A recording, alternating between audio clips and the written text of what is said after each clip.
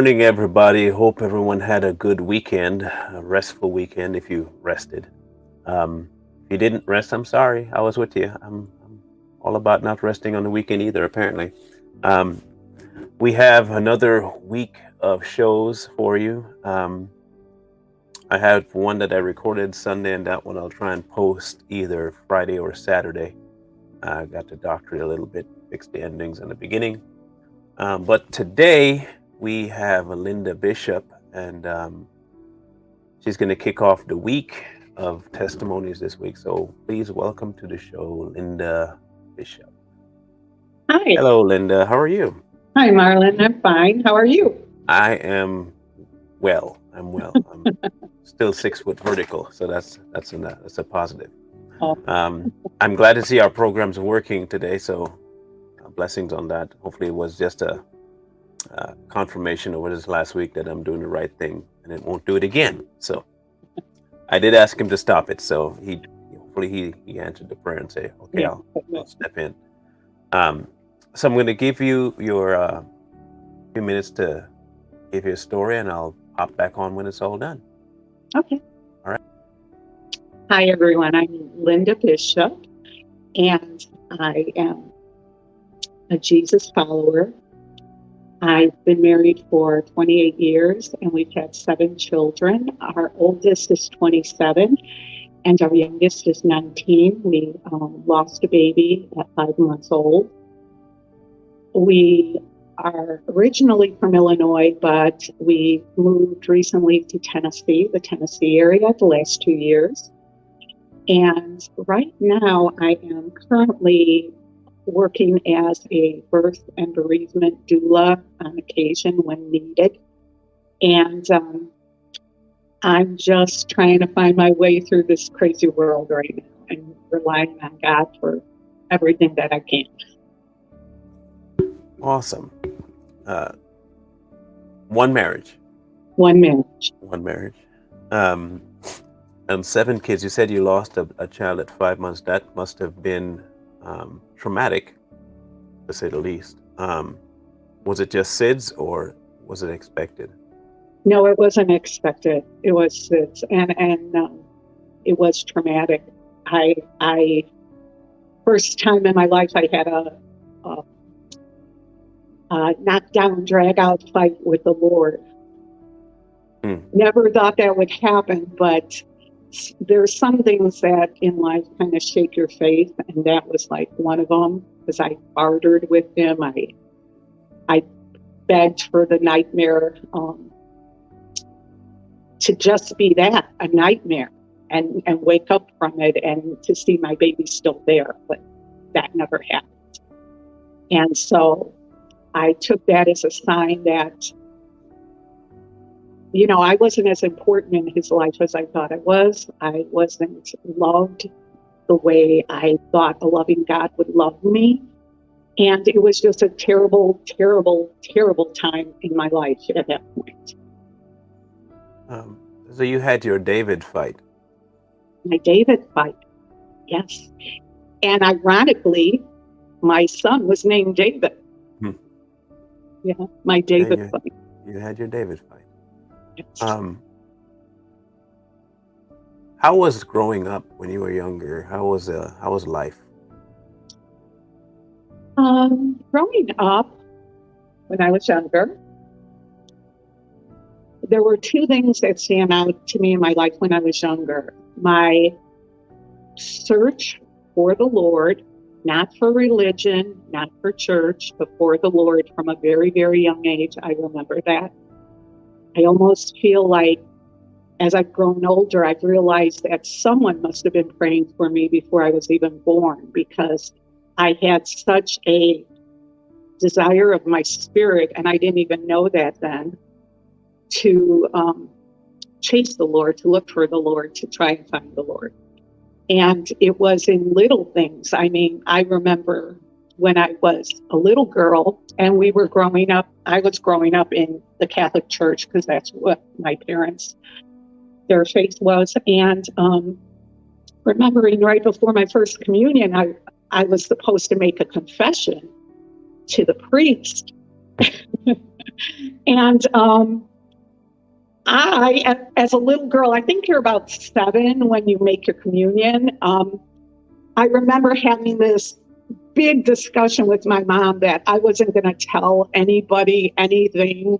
I wasn't going to say to some man in this little, I called it like a phone booth, that I wasn't going to tell him the bad things that I had done, because I didn't understand why I had to tell him that, and I couldn't just tell Jesus.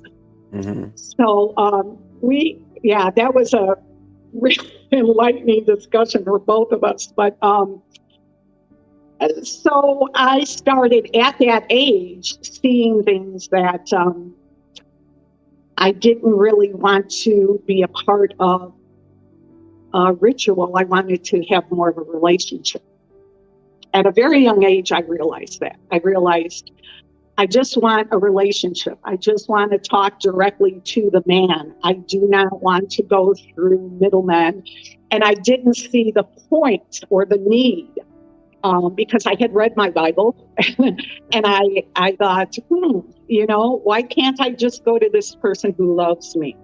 This other person doesn't even know me. Doesn't in the phone booth, he doesn't know if I'm making up little white lies or if I told him everything, or if I, just as a child fabricated things. He had no idea. And Yeah, then, you can be a saint or a complete sinner behind that shield. yeah, truly, you can be. And then he gives me the magic, say 3 Hail Marys to our fathers. And it just did not make sense to me from a very young age. Um, what was the relationship like between yourself and your parents? My dad and I had a wonderful relationship. I am the first of 3 children, so he was very happy to have a child. He was very happy to have a daughter. My dad always referred to me, as young as I can remember, as little girl. He would always call me that. And my relationship with my mom, as young as I can remember, was very distant. I had wanted my mom's love from little on, but it seemed like my father was always the peacemaker. It was like my mom and I, it was almost like we were competing instead of mother and daughter. You know, What?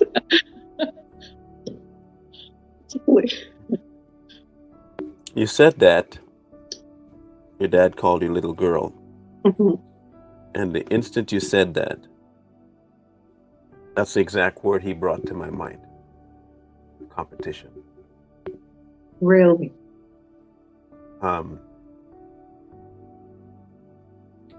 It's almost like there was a strain between your mom and your dad.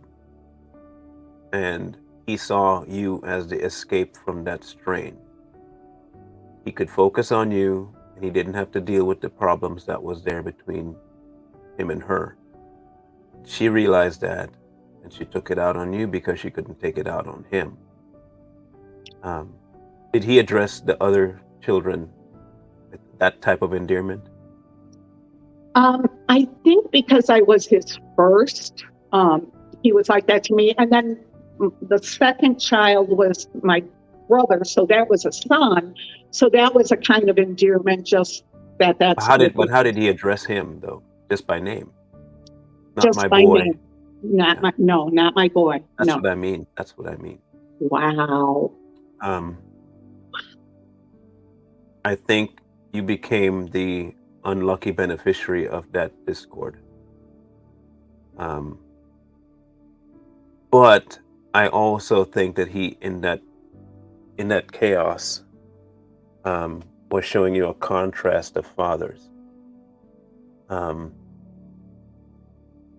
That while your earthly father had you on a pedestal, that was not the relationship that you would have with your God. It would be the opposite way around.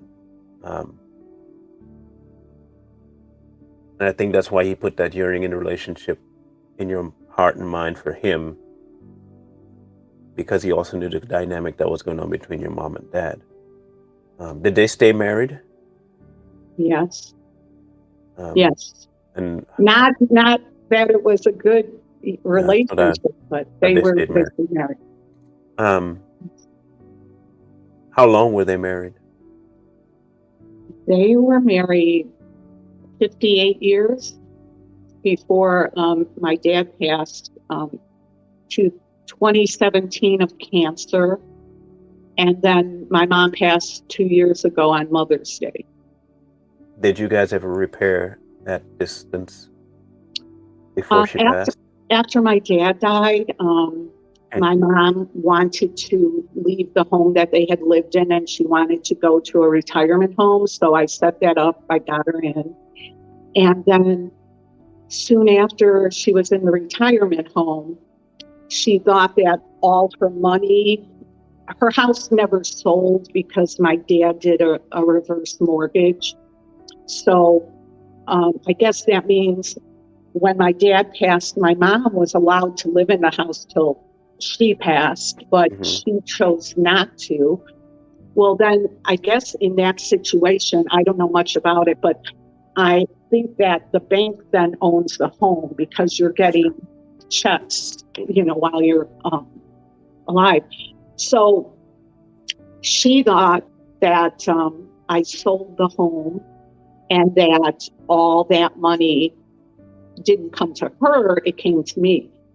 Well, when you put someone into a retirement home, they look at like all the bank records, because my mom was going to be, she needed help paying for her stay there.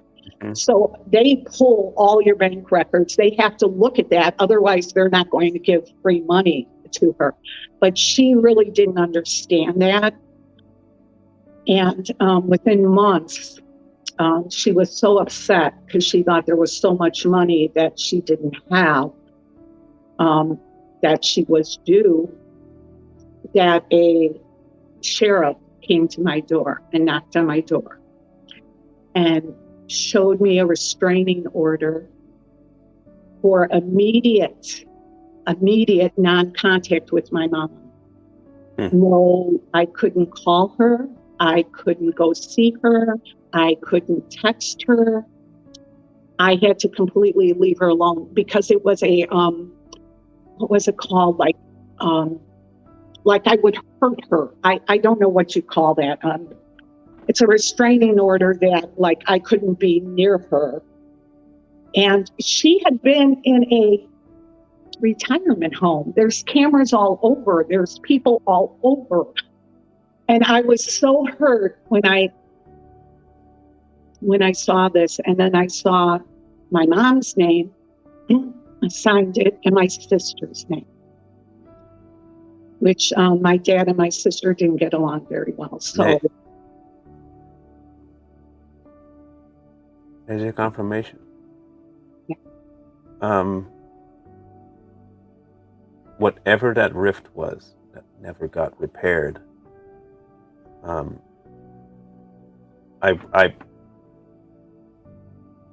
say this carefully, and if you have something in rebuttal to say, I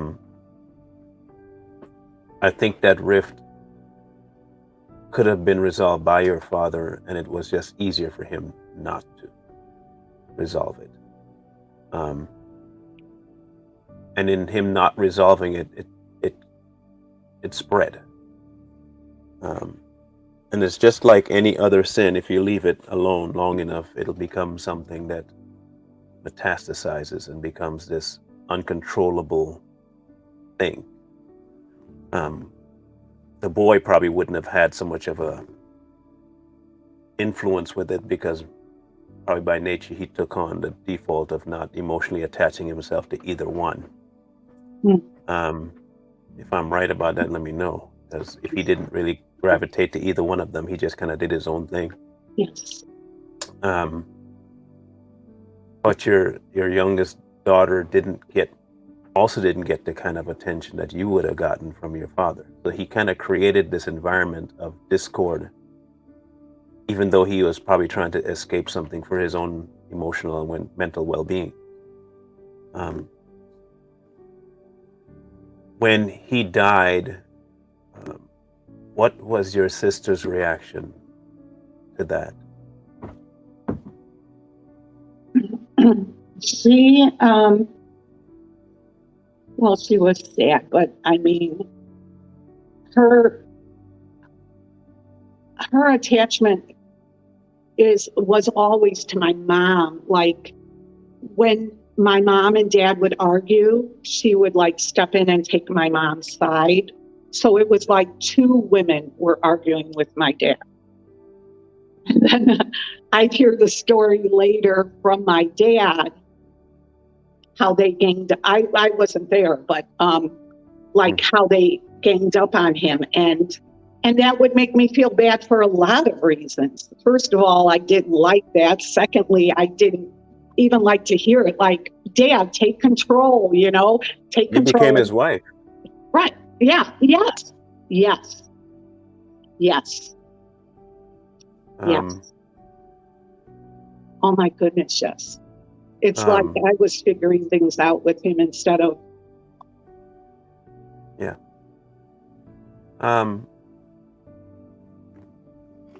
What's the relationship like between you and your husband? It's good, but I'm seeing signs in me. Like I'm starting to be like my mom.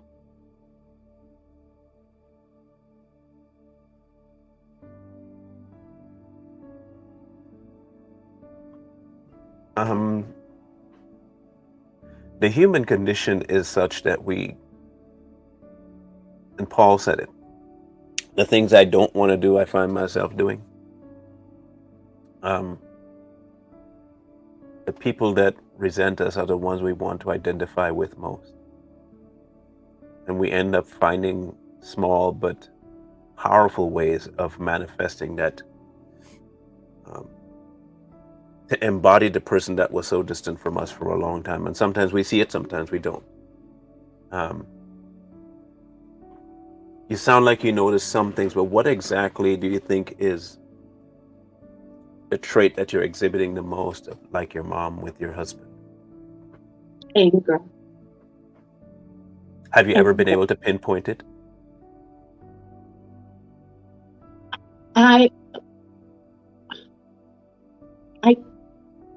I don't really think I've pinpointed it. I think I'm just so frustrated with seeing it. Even seeing it and knowing I'm going down that road. It's like sometimes I feel just like her and I'm like, I didn't like that about her. So why am I doing that? It's your only connection to the one thing that you knew about her. It's the one thing you knew for certain that she possessed. And it's the one thing that you can duplicate because the rest of it you didn't know. That's why. It's not that you want to be, but she opened herself up to only one version of herself, and that was the anger. Okay? You had the relationship with your father, and the only thing you knew with your father was openness and love.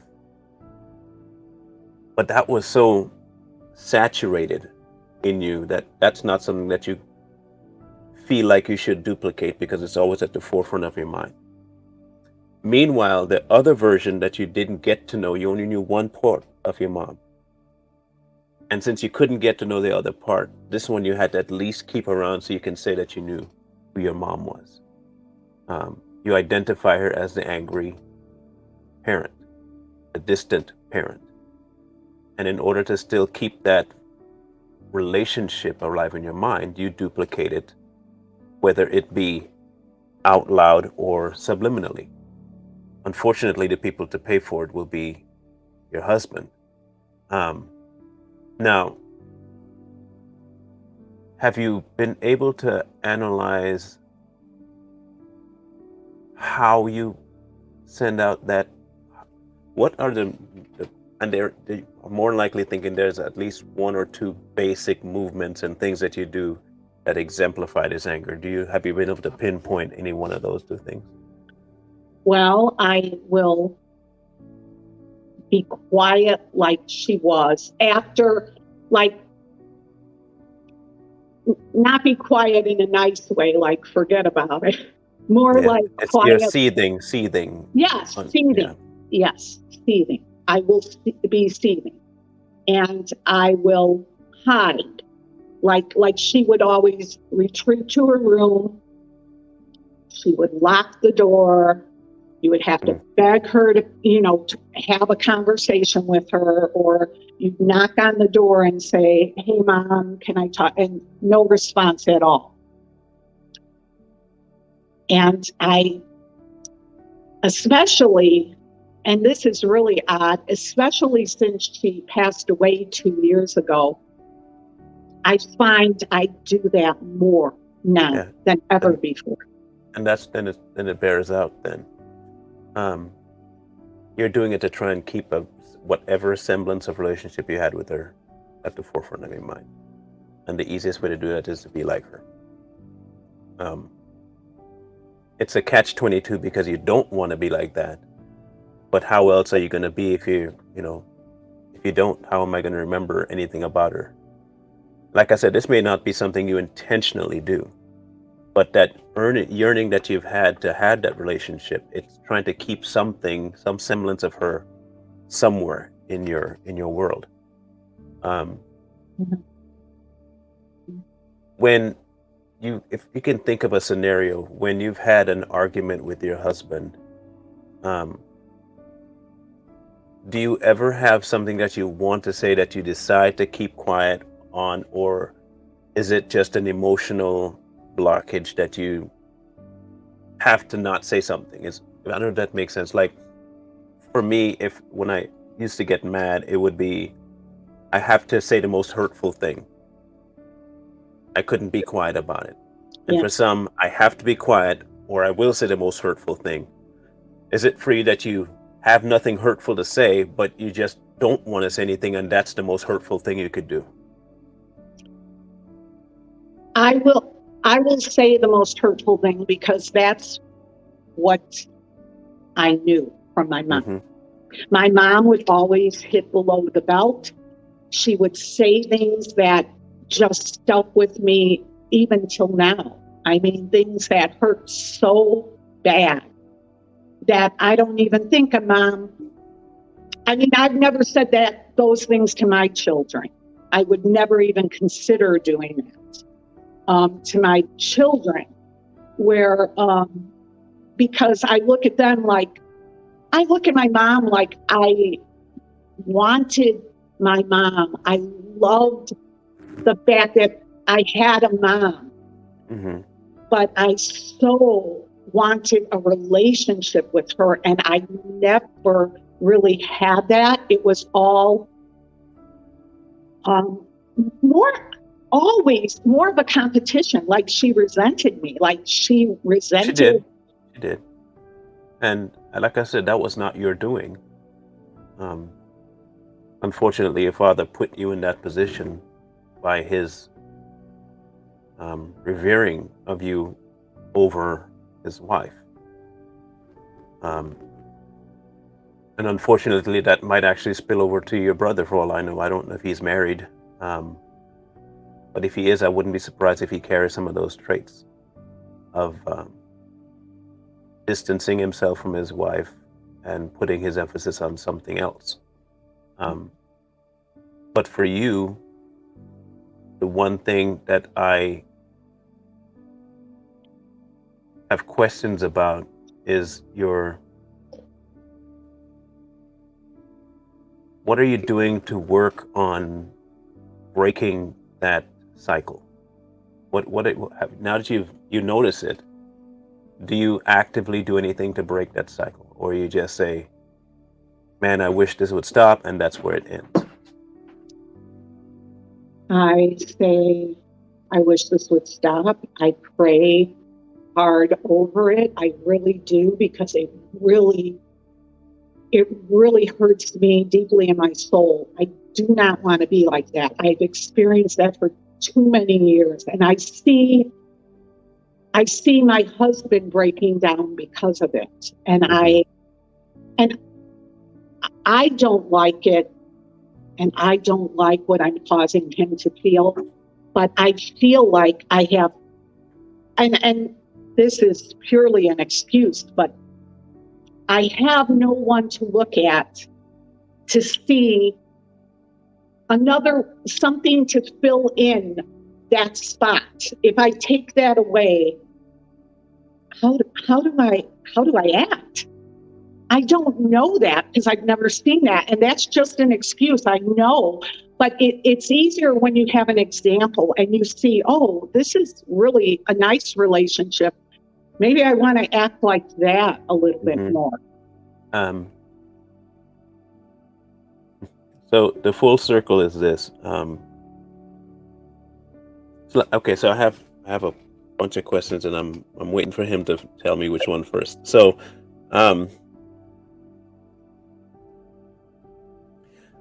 when you ask him or pray to have this emotional upheaval go away, are you targeting the root, or are you targeting your reaction to the root?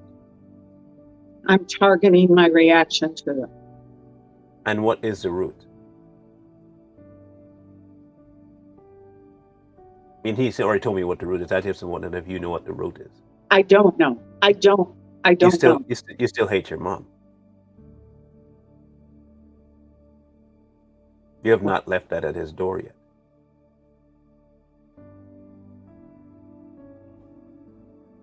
You haven't taken it to him yet. No, It brings me to the second thing of you having this urge to have that relationship with God, right?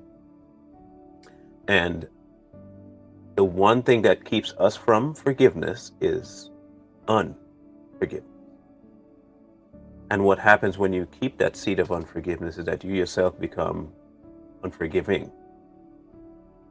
You yourself become resentful of small, inconsequential, pointless things. And I think you do hold on to a little bit of it also towards your dad, for as good as the relationship was. Because I think you do understand that he did foster that enmity between you and your mom. And while you loved him for the relationship you two had, I still think there is something that you blame him for blocking the relationship that your mom and you could have had. But the bigger elephant in the room that will solve the other one is you taking that root of bitterness and not asking him to heal it, but to take it. He can't heal something that's evil. It's not healable. It gets removed. It has been in your world a canker-sore, a gangrenous growth. And it's saturated finally to the point where it's now become, it's coming to the surface to be seen by other people and by you. But then he also mentioned, and this is the third one, so is that you say you don't have an example of this relationship, and you don't have a void filler if you take it away. But I want to ask you, do you really honestly believe that that's true? If he is an example, if he was the one that created those relationships, do you not think he could be the example of those relationships?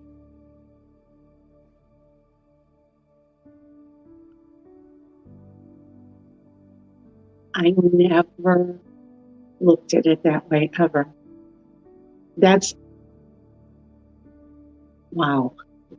That's very. I never even. It never even crossed my mind.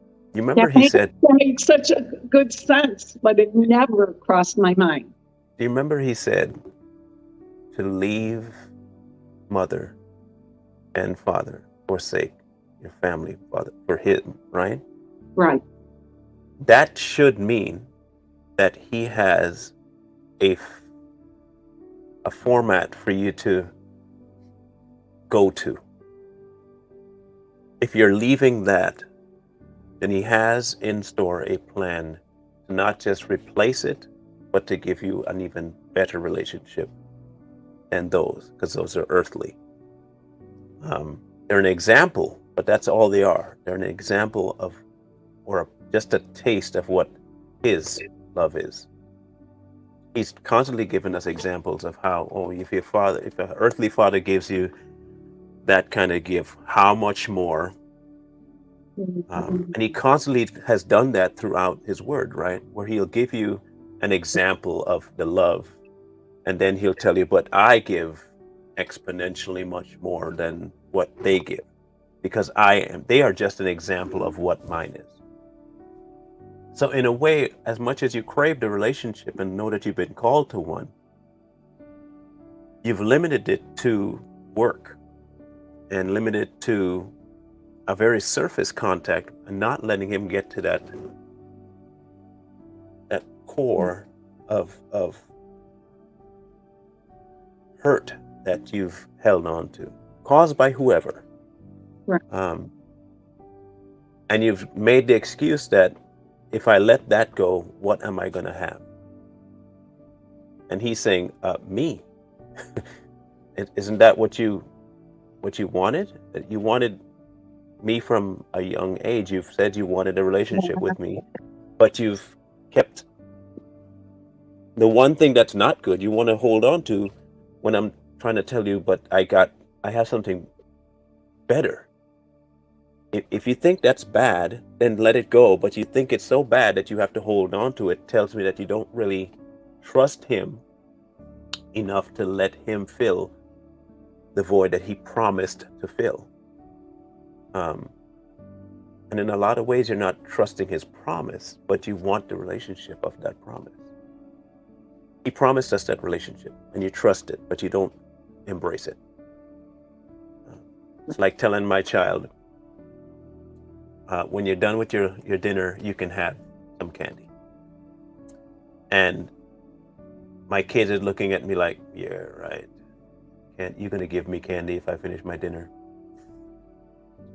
You've never not given me candy before, but I mean, you really going to give me? I don't know if you're going to give me candy. And so he wastes his time not eating, and he just puts minimal effort into eating his dinner, because in his mind, he's not going to get, if I eat this, I'm still not going to get candy. So why eat it? Even though he has never had a reason to not trust his mom or parents when they say you're going to get candy. But in his mind, there is something telling him, no, I'm not going to get the candy. I'm just not going to do what you asked me to do. You're doing the same thing by when he says, if you don't offer forgiveness, I can't heal. Holding on to that root and trying to later embrace it by acting like it is a twofold troublemaker, because what you're telling God is, not only do I not believe that you can fill the void, I'm going to actively go to You're Jonah right now. You're Jonah. He wants to save something, and he's telling you to go on a journey to save that thing. You know it's going to hurt, and so you go the opposite direction, and you're running. Yes. You don't take this thing with your mom and tell him to heal you and stop this behavior. You tell him exactly where that root is, and it's between your heart and your mom. And you ask him to produce in you the ability to forgive your mom. Even if that means him forgiving your mom for you on your behalf, because you can't. He will make a way for you to be able to produce that forgiveness. And sometimes that forgiveness comes just in the matter of taking that root to him. He does the rest. And it's an amazing thing that he will literally do the rest for you. But you can't get that unless you take it to him. But you may not have been able to take it to him because of not identifying that cause. But your husband is going to benefit greatly from this, and not only him, but the relationships around you. Yeah. How old was your mom when she passed? She was 84. And she held on to that even after your husband Oh. died. Okay. Yes, she held on to her. You mean her anger? Yeah, her anger. Yes. Okay. When So- she died, she knew she was dying. My sister, who lived 10 minutes from me at the time, took my mom to her house. My mom was in hospice care, I guess, for 2 weeks there. Nobody told me. Nobody even called my children, who were 2 years ago. I mean, they were like 25 and younger. No one even told them to say goodbye to their grandmother. And then in my mom's obituary, they listed my sister as her daughter, and no mention of myself or my brother, but my children were all listed.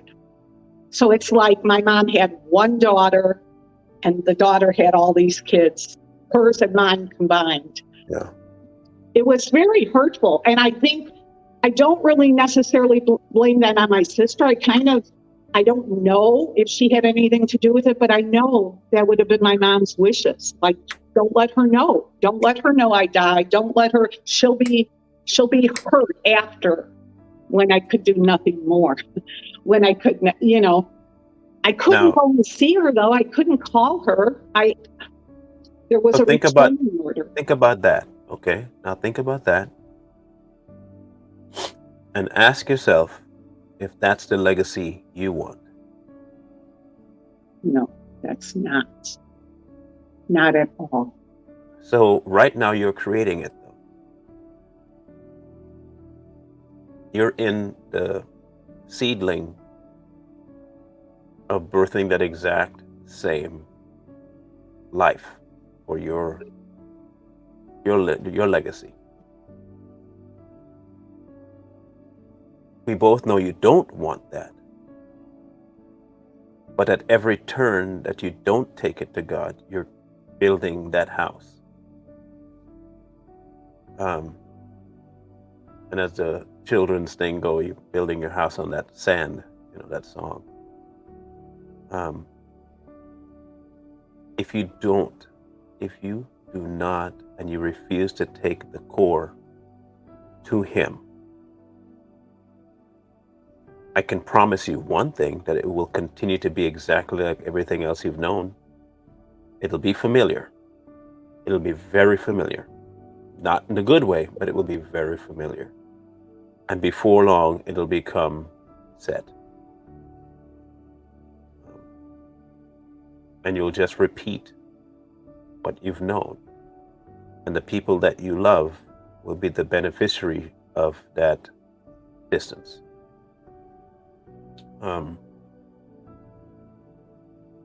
There are two people that you have to bring to God now for the forgiveness thing. And one is to ask God for forgiveness, and the other one is to ask Him to give you that forgiving spirit.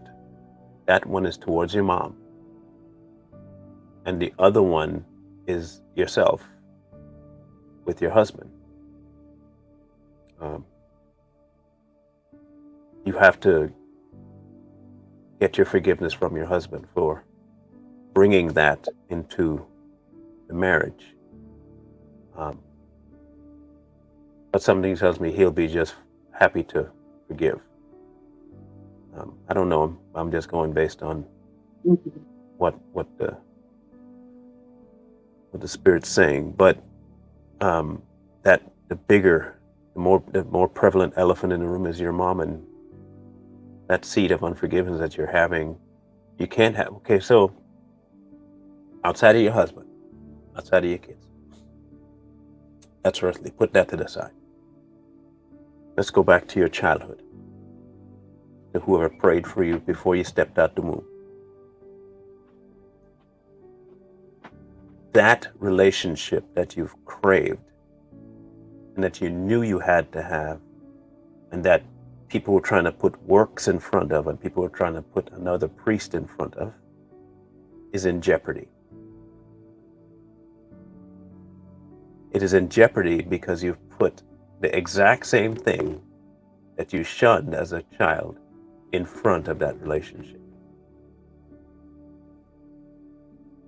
He wants you to stop putting your man-made ideals of a relationship on him. He's not your mom. He's not your dad. He is more. In every way, more. If you want that relationship, you have to see him for him and not what happened to you. And you've been keeping what happened to you in front of him. That is going to be the biggest, I think, breakthrough you will find in your relationship with God, is that admitting, one, out loud, that you've put pain as a precursor to your relationship to God, and he doesn't function there. He functions in praise, but he doesn't function in pain. Pain should just be a avenue by which you find him, but it shouldn't be the avenue in which you should stay.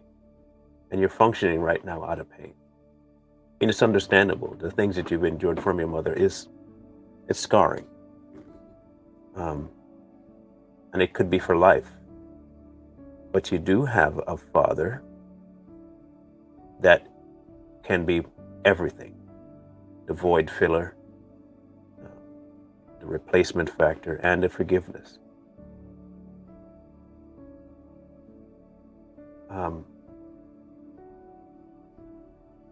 What is your relationship like with your kids?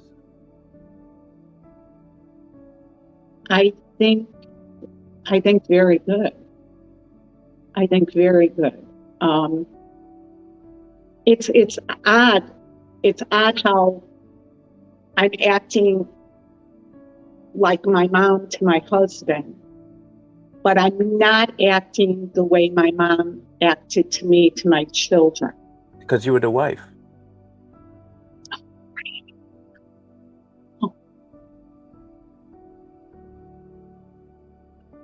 If it was just you and the mom in a child-parent relationship that had been fractured, it would reflect on your children. That was not where the fracture was. The fracture was not between you and mom. It was between mom and dad. You were just a result of it. It's a generational curse, is what it really is. But the fracture wouldn't show up in your children, because innately you will say, I don't want to do this to my child. Right. Innately, that's what you'll say, and so it'll Right. bear out that you don't do it to your child. However, the other part is that you saw the fracture between mom and dad, and the rift that was there, and there was sides picked. And the one side that you couldn't get to pick is the one side you're manifesting now.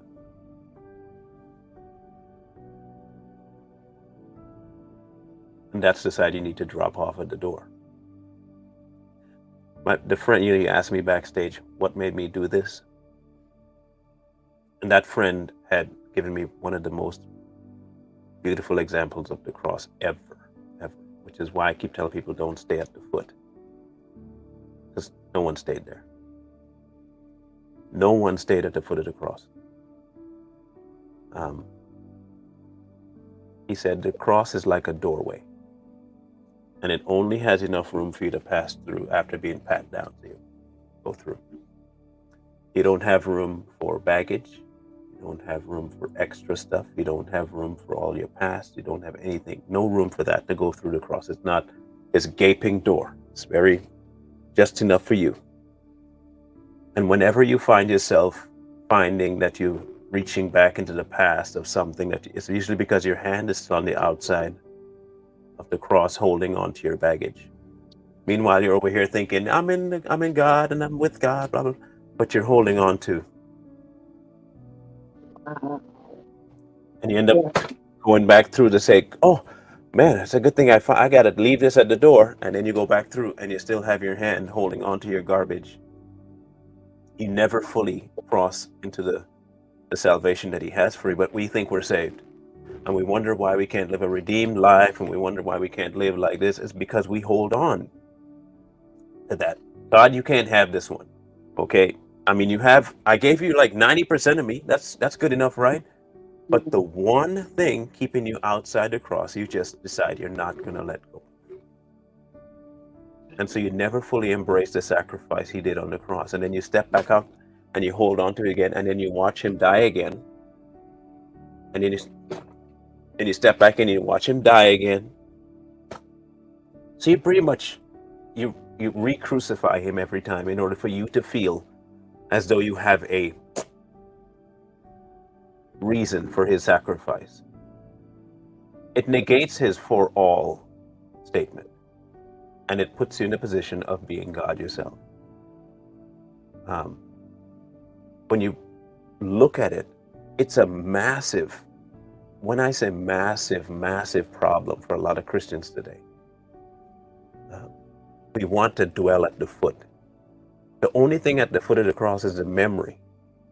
He is not there. My Jesus ain't on no cross no more. So why am I staying at the foot of the cross? He never asked me to stay at the foot of the cross. He calls me to the foot of the cross to know what he did, and after that, leave everything there. He didn't ask me to bring it through the cross. He said to leave it there, where he left everything else. But we want to stay around our problems, hang around it, hang around the problem at the foot of the cross, and just chill at the foot of the cross, set up camp at the foot of the cross. So we can remind ourselves, yes, he died for me, he died. You know that. Right. Why do you need a reminder every 5 minutes that he died for you? You should be living in the knowledge that he did, not reminding yourself. I don't need to remember he died for me. I know he did. Right. And I'm living the life he's died for. That should be the reminder, all I need, the life I'm living. I don't need to be hanging out with all my sins at the foot of the cross. It tells me I'm not willing to nail it up there. Right. I'm just sitting there, chilling with it, and I never hand it off to him. Your unforgiveness to your mom is that one thing on the outside of the cross. While 90% of you wants that relationship, that one thing is going to keep you from fully crossing over. And you'll continue to feel the effects of it, because slowly but surely it's going to become too heavy, and you're going to need two hands to hold it up. So you put your other hand back outside the cross, and then pretty soon you're going to need your whole body to hold it up. And before too long, you're no longer in a relationship with God. And you've turned your back on salvation. Which is why when we say give it all, he means Oh. all. Oh. All of it.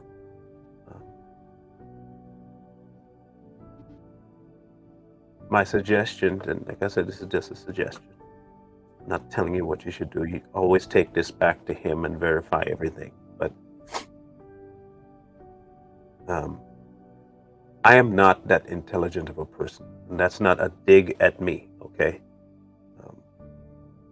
I just know that I don't remember half the stuff I tell people when I'm done. I couldn't tell you what I said to somebody last week, because I honestly don't think I'm telling them anything. It's through God. So my suggestion is that you take what you found out to him alone, with no desire other than to give up everything that keeps you from the relationship with him. Because in that relationship with him comes every other relationship. The relationship with your husband will expand. The relationship with your kids will expand because you're not functioning out of you anymore. You're not going to be spread too thin. You're not going to be weighted down because you're not the one functioning. He is. But you can't do that unless you have to give it all. You have to give it all. And he's patient enough to give you that time, but time to find it and then hand it off, not time to hand it off. Because the longer you wait, the more time you've sacrificed, and without that relationship, the deeper you could be going. And if that childhood wish is still in your head and heart, you got some catching up to do. And so it behooves you to Move along. move along. He Not showed you keep where. going around the same mountain over and over. Mhm. He showed you. I have shown you, old man, what is good. Okay, I have shown you. And now that he's shown you, the next step is up to you. And only he's not going to force it, but he's going to show you. He's highlighted for you. But if what I'm sensing is right, that you do indeed want that deeper relationship, Okay. you got to take that to him. You got to let it go. Not for the sake of your husband and not for the sake of your kids, but for the sake of his sacrifice. So it not be in vain in your life. It's not in vain for him, but it could be in vain for your life.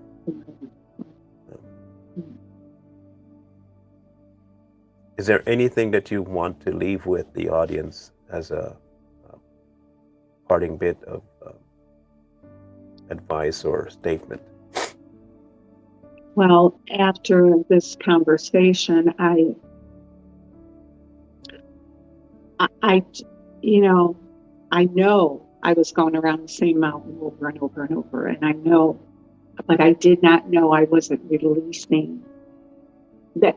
This, Marlon, this is very good insight. That's why I really appreciate you doing these, because I've been watching the lives daily that you're doing with people, and as I told you in the back room, I don't think in this world today there's enough people that get a chance or tell their journey, their story. And I really think that makes a difference in how we live our lives, because all we see are the little clips that are on TikTok or YouTube or whatever of people doing all these adventures and all this stuff. And we think, oh my goodness, my life doesn't compare.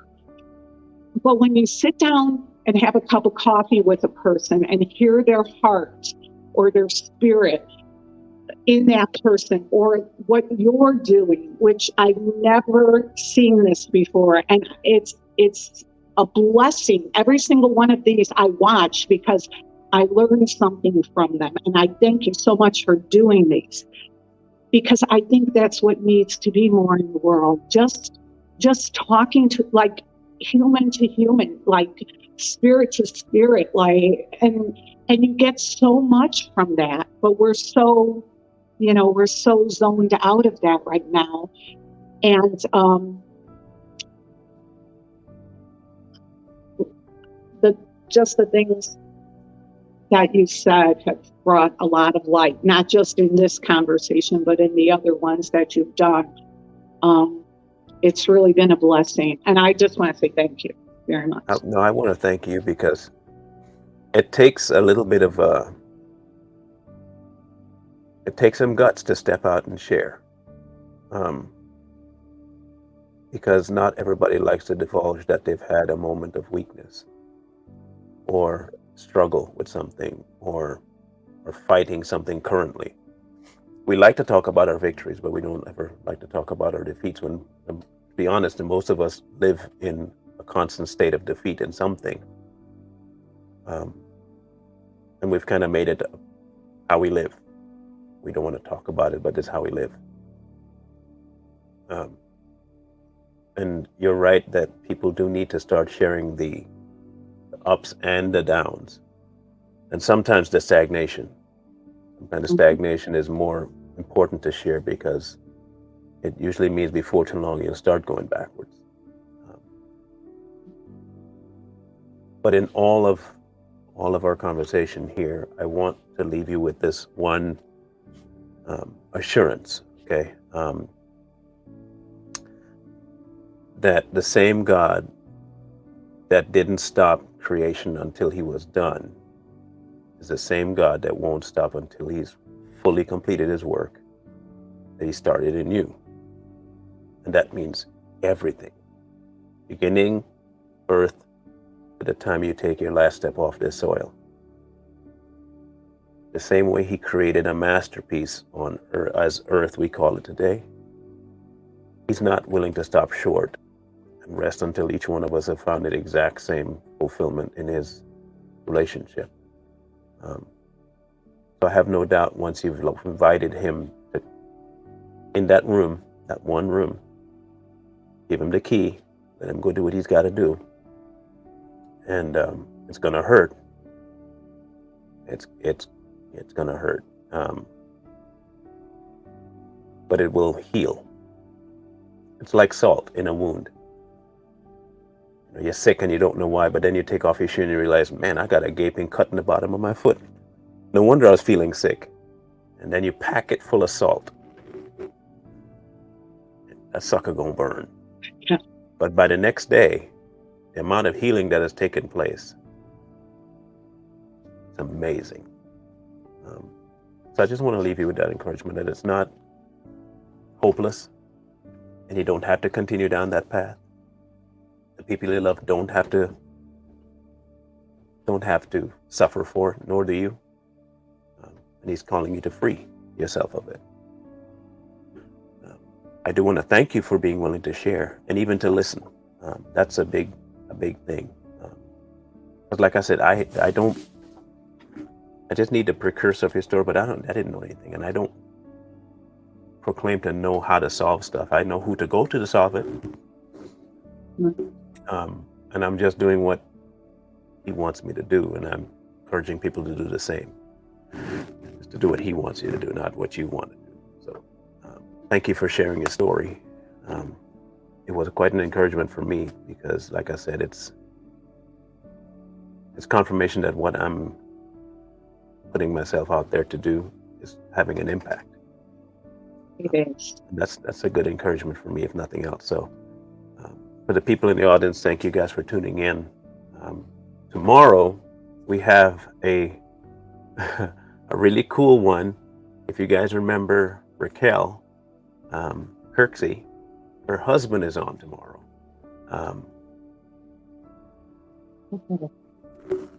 I'm looking forward to that one. So tune in for that one. That one will be good. He'll be the second male, only the second male that I've had on.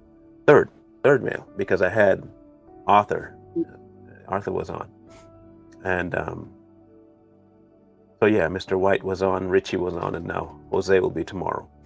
So please tune into that one. You guys won't be disappointed. I don't believe you will be. But like I always say, wisdom calls to you from the street.